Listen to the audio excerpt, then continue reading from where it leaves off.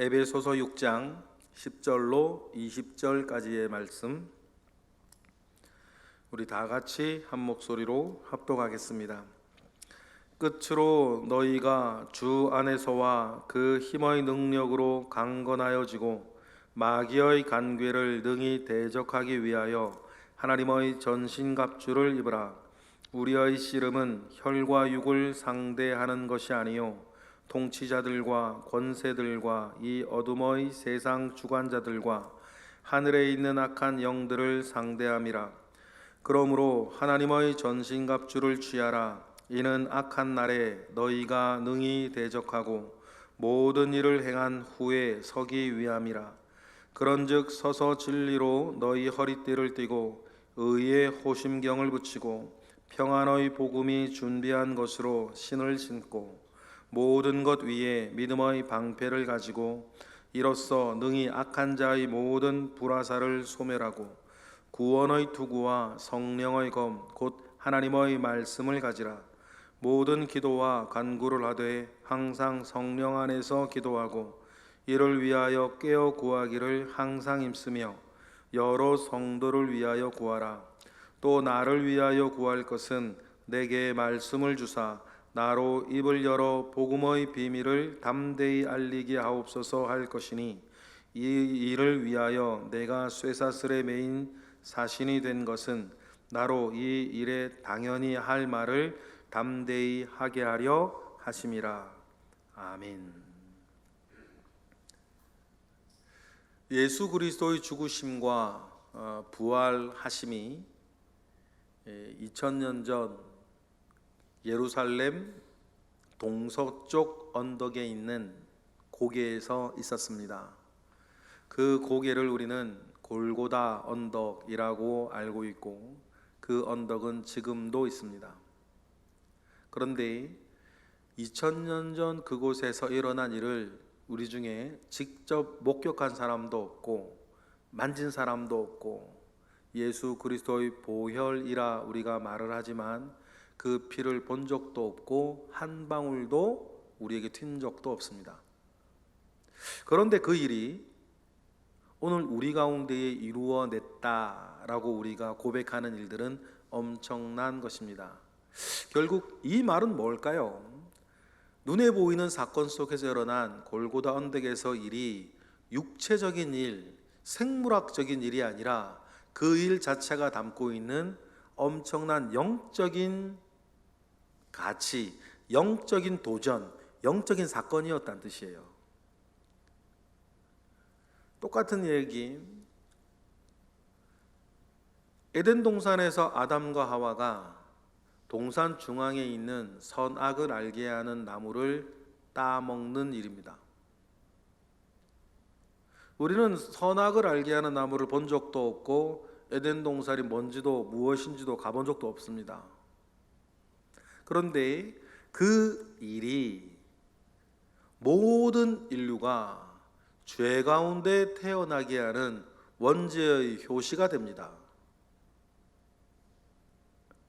그러면 선악을 알게 하는 나무를 따먹은 동작과 그 행위 하나는 우리가 다 이해하지 못한다 할지라도 굉장한 영적인 의미를 담고 있는 사건이 됩니다. 그래서 성경은 이 둘을 합쳐서 한 사람으로 말미암아 죄가 세상에 들어왔고 그 죄로 인해서 사망이 들어왔다. 그리고 다음 아담, 둘째 아담 예수 그리스도로 인하여서 그 죄의 세력은 깨어지고 영생의 문이 열렸다. 우리에게 이야기를 합니다. 이렇게 이야기하고 저렇게 이야기하는데 어머니의 뱃속에서 출산에 태어나 우리가 살고 있는 육체로 살고 있는 우리에겐 눈에 보이는 일들 속에서 변화는 아무것도 없습니다. 예수 믿어 구원받으면 그 머리에 천사링이라도 하나 생기든지 예수 믿고 구원받으면 등짝에 그러면 천사 날개라도 하나 생기면 우리가 어떤 일이 일어나겠구나, 일어났구나라고 하는 것을 바로 우리가 알 수 있을 것인데 그런 일은 조금도 없습니다. 예수 믿은 뒤나 예수 믿기 전이나 우리의 살아가는 육적 형태와 모양은 똑같아요. 그러면 여러분, 앞서서 우리가 이야기한 모든 것들은 매우 영적인 일, 사람이 육과 혼과 영으로 구성되어 있다면 영적인 일에서부터 시작한 매우 영적인 사건들이라는 일들을 우리는 바로 알 수 있습니다. 그러면 우리가 예수 믿은 이후, 예수 믿기 전에야 우리가 육체로 살았으니까, 육체가 전부인 줄 알고 살았으니까 뭐 차치하고서라도 예수 그리스도를 믿은 그 이후에는 우리가 모든 사람이 죄 가운데 태어나는 것도 영적인 일이요, 예수 그리스도의 죽으심과 부활도 영적인 가치 속에 일어나는 일이라는 것이라면, 그 이후에 예수 믿어 그리스도인 된 우리도 우리 스스로의 삶과 주변에 대해서 육적으로 바라보는 것을 넘어 영적으로 생각하고 영적으로 살아가고 영적인 판단을 할 수 있는 사람이 되어야 하는 것입니다. 그래서 여러분, 그리스도인들은 두 종류, 육적인 그리스도인, 영적인 그리스도인이라 그런 것입니다. 예수 믿고 그리스도인이 된 이후에도 모든 것을 육적인 판단 가운데 있는 사람들이 있습니다. 불합리하다느니, 불공평하다느니, 일어나는 모든 일들도 이것이 얼마나느니, 있느니, 없느니, 무엇이 옳으니 그르니, 육적인 판단 가운데 여전히 갇혀 있는 사람들이 있습니다. 그런 사람들을 가리켜서 육적인 그리스도인이라 그럽니다. 그가 가치 있게 생각하는 것도, 추구하는 것도, 좋아하는 것도, 원하는 것도, 탐하는 것도 다 육적인 것들이에요. 그것이 비단 죄냐 아니냐 이런 차원을 넘어 그가 추구하는 것 자체가 육적인 그리스도인, 옳고 그른 것이든 간에 뭐든지 말이죠. 그러나 그 가운데에 영적인 그리스도인도 있습니다. 모든 것을 영적으로 생각합니다. 눈에 보이는 것 너머의 것을 생각해요. 더 소중한 것, 더 영원한 것, 모든 것을 하나 살아가게 하는가 이때여 생각하는 사람들, 느끼는 사람들이 있습니다. 그런 사람들을 가리켜서 영적인 그리스도인, 그런 영적인 일에 관심이 있습니다. 영원한 것에 대해 관심이 있어요. 무엇이 더 소중하고 무엇이 더 중요한지 판단하고 추구하고 또 싸우며 살아가는 사람들이 있습니다.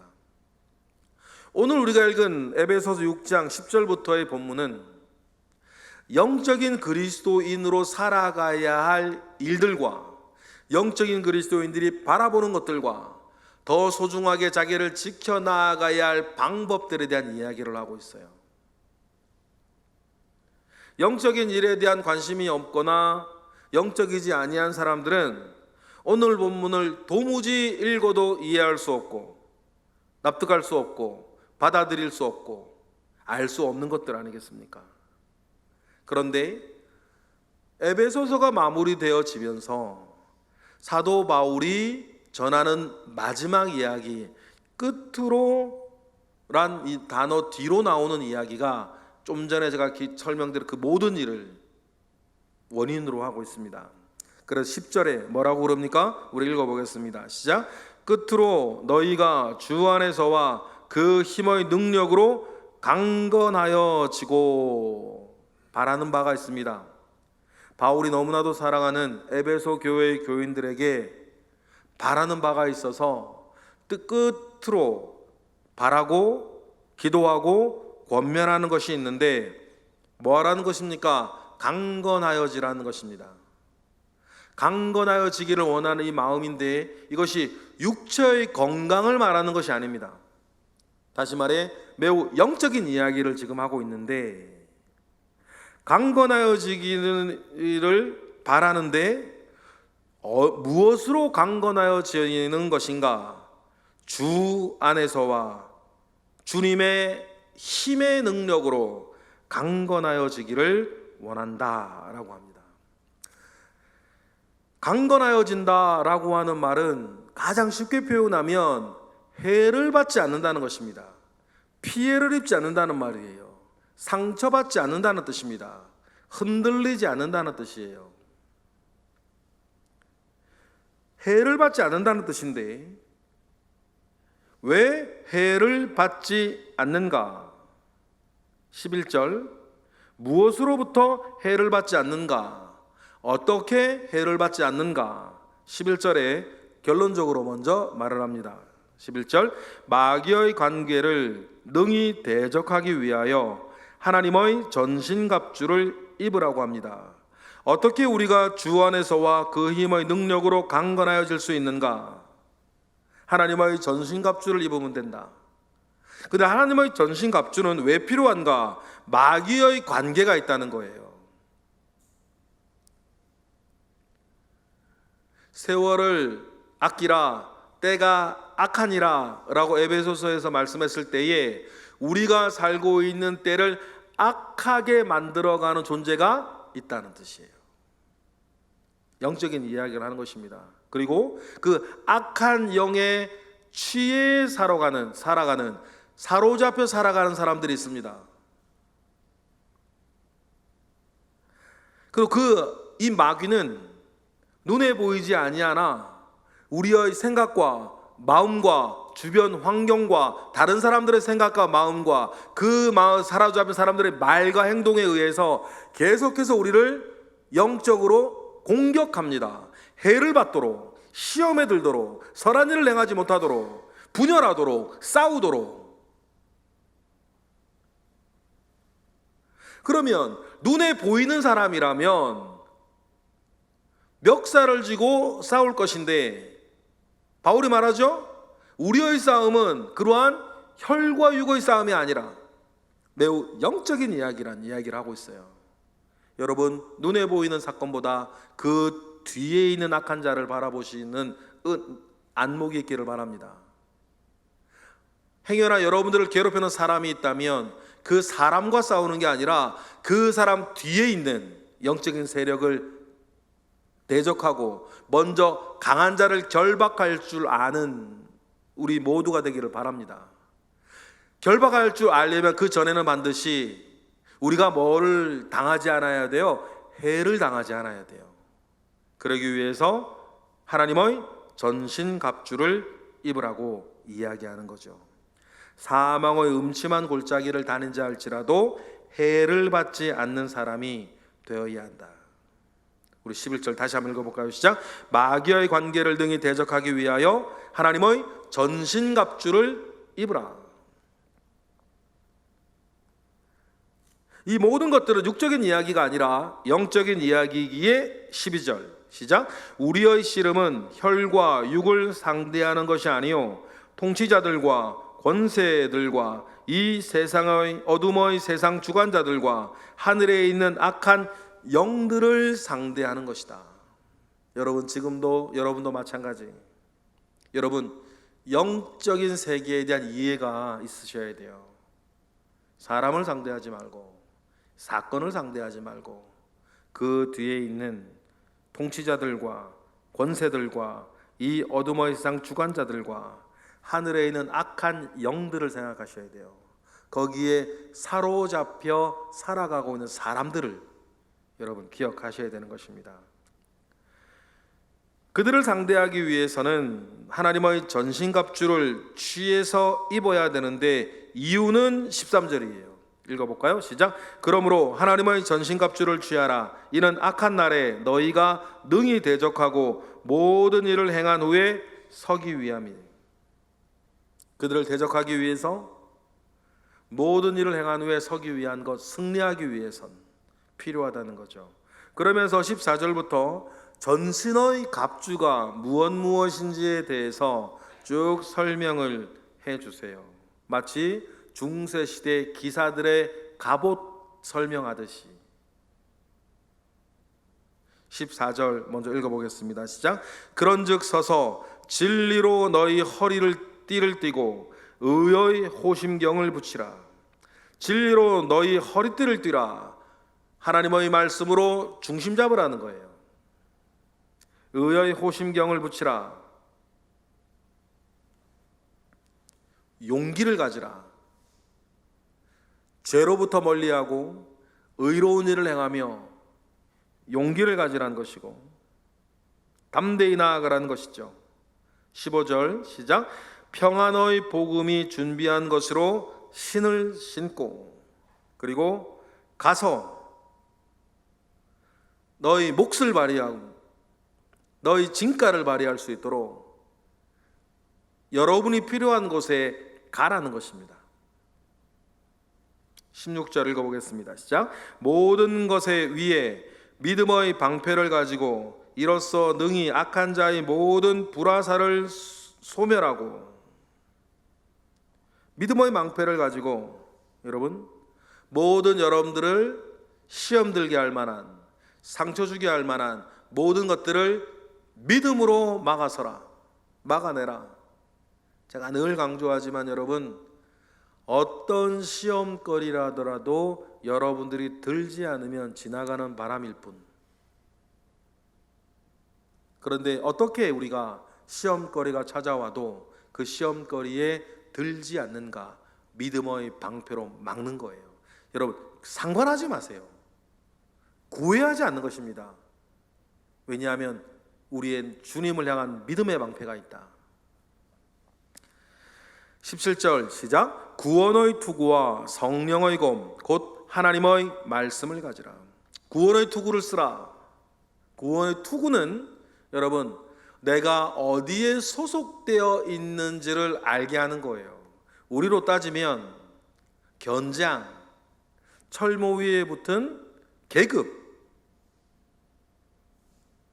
군인들이 일사불란하게 지휘관들이 지휘를 할 때에 우리 병사 1중대, 2중대, 3중대가 어디에 있나 옛날 지휘관들이 아는 방법은 구원의 투구예요. 투구의 색깔과 모양을 보면서 우리 적군과 아군이 어디에 있는지를 구분하는 것이에요. 구원의 투구라고 하는 것은 구원받은 자로서 내가 하나님의 군사요, 하나님의 자녀요, 하나님의 소유된 자로 소속되어 있다는 명확한 자의식을 가지라. 사나 죽으나 저나 여러분이나 하나님의 것인 것을 믿습니다. 그런 확실한 믿음 가운데에 구원의 투구를 쓰고 성령의 검, 곧 하나님의 말씀을 가져서 주님이 광야에서 마귀의 시험을 말씀으로 물리쳐 이기셨던 것처럼 우리는 말씀으로 그 모든 대적들을 파하고 꺾고 이겨나가는 것, 이러한 전신갑주를 입고 살아가는 그리스도인이 되어야 한다라고 사도 바울은 마지막 권면을 우리에게 하고 있습니다. 그리고는 그 일을 위해서 늘 기도하라. 18절이죠. 시작. 모든 기도와 간구를 하되 항상 성령 안에서 기도하고 이를 위하여 깨어 구하기를 항상 힘쓰며 여러 성도를 위하여 구하라. 그래서 자기뿐만 아니라 우리 주변에 있는 다른 성도들, 다른 교우들을 위해서 성령 안에서 늘 기도하고 서로 도와주고 화답하며 중보하고 함께 지어져 가는 것임을 꼭 알아라 라고 이야기를 하면서, 그리고 사도 바울 자기 자신에 대해서도 다음에 부탁을 하는데 19절의 내용을 보면 역시 사도 바울은 확실한 사람이에요. 자기가 누구이고 무엇을 하는 사람이 확실하죠. 그래서 자기는 감옥에 갇혀 있음에도 불구하고 19절처럼 나를 위해서 기도해달라 기도 부탁을 해요. 19절 읽어보겠습니다. 시작. 또 나를 위하여 구할 것은 내게 말씀을 주사 나로 입을 열어 복음의 비밀을 담대히 알리게 하옵소서 라고 나 자신 바울을 위해서 기도해 달라고 이야기를 해요. 지금 바울이 지금 2차 선교여행 중에 있는 사람이 아닙니다. 1차 선교여행 중에 있는 사람이 아니에요. 지금 선교여행 마치고 안디옥 교회에서 지금 다음 선교를 위해 준비하는 사람이 아닙니다. 어디에 있는 사람입니까? 에베소서를 쓸 때에 감옥에 갇혀 있어요 지금. 그런데 그 감옥 안에서도 자기는 뭐하는 사람이 되기 위해 기도해달라, 주의 복음을 담대히 감옥 안에서도 전하는 사람이 되게 해달라. 여러분, 바울은 이렇게 확실한 사람이었어요.